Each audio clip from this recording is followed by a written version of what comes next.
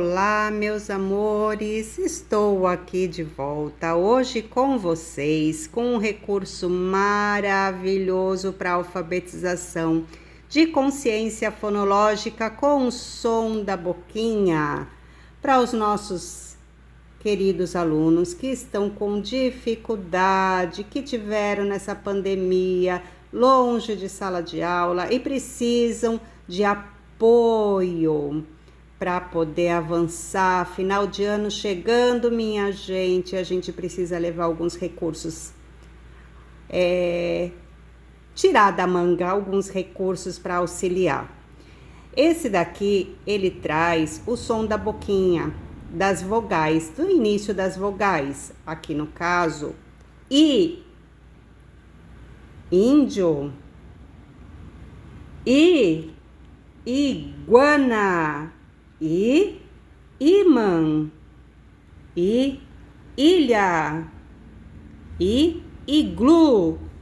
Então a criança vai estar conhecendo, reconhecendo os sons e aprendendo como é o som de cada início de vogal das palavras.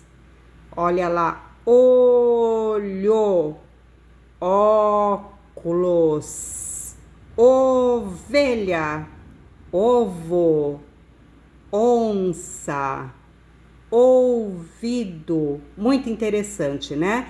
E para ajudar vocês também, que eu sei que são muitos alunos muitas vezes, e a impressão, a plastificação pesa para poder estar distribuindo e estar utilizando, reutilizando novamente. Então eu trouxe essa ideia. Esse plastiquinho que é utilizado, que é vendido nas papelarias para guardar documento, veja só que legal. Você vai adquirir um plástico apenas por aluno e vai estar reutilizando para qualquer outro recurso. Olha que legal. Colocou dentro do plástico, a criança vem, vai marcar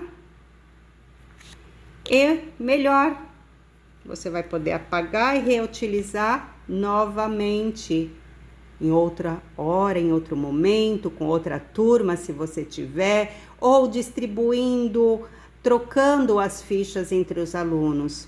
Joinha? Se gostou dessa ideia, se gostou desse recurso, deixa um like aí embaixo, curta o meu canal, acompanhe aí embaixo na descrição o link que dá acesso para você adquirir esse jogo no meu WhatsApp, ou vá ao meu Instagram, que também tem o endereço aí para conhecer outros jogos.